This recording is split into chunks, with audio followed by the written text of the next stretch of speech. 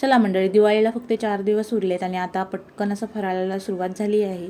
सगळ्यांची लगबग चालू झाली आहे, तशी माझी आहे. तर आता इथे मी खसखस भाजून घेतला आहे थोडासा. तर खसखस भाजून घेतल्यानंतर मी 3 वाटी खोबरं भाजून घेतलं. खोबरं एकदम असं पिवळसर होईपर्यंत भाजून घेतलं आहे आणि चांगलं असं खुसखुशीत झालं पाहिजे. त्याच्यानंतर ते मी छान असं काढून घेतलं.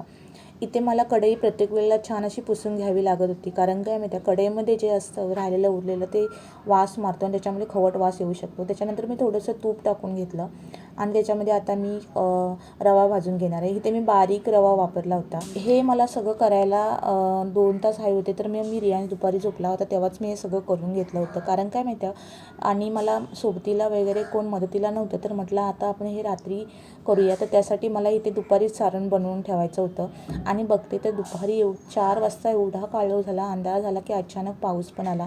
इथे मी डबे वगैरे ना ऑलरेडी घासून ठेवले होते, थोडीशी साफसफाई पण केली होती, यांना सगळ्यांना आंघोळ पण घातली होती. अचानक पाऊस यायला सुरुवात झाली, तर ते सगळं बाजूला ठेवून दिलं थंड होण्यासाठी. थंड झाल्यावर मला त्याच्यात पिठी साखर टाकायची होती.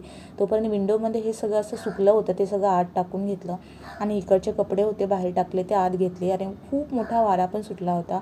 आता हे थंड झाल्यानंतर त्याच्यामध्ये मी पिठी साखर ॲड केली आणि छान अशा हाताने मिक्स करून घेतले.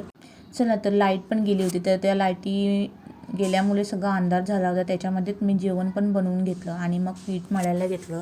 इथे मी अर्धा किलो मैदा वापरला होता आणि त्याच्यामध्ये मी 1 वाटी असा रवा टाकला आहे आणि त्याच्यामध्ये वनस्पती डालडा गरम करून टाकला आणि थोडंसं मीठ टाकलं. छान असं मिक्स करून घ्यायचं. हाताने करू नका आधी, कारण गरम होतं तेल, म्हणून आपण चमच्यानेच करायचं आणि नंतर मग हाताने मिक्स करून घेतलं. थोडं थोडं पाणी टाकून सैलसर असं मळून घेतलं आणि मला हे अर्धा तास ठेवायचं होतं. म्हटलं ते होईपर्यंत आम्ही जेवण पण होईल आणि तोपर्यंत हे पण होऊन जाईल. जेवल्यानंतर मग 10:30 वाजता आम्ही हे सगळं करायला बसलो होतो. मग रियांच्या बाबांनी भरवून दिला आणि मी लाटून दिलं इथे आणि छान असं सगळं बनवून झाल्यानंतर मग मी फ्राय केले. तर मंडळी, हे सगळं बनवता 12:30 वाजले, कधी कळलंच नाही. भेटूया पुढच्या ब्लॉगमध्ये, तोपर्यंत बाय.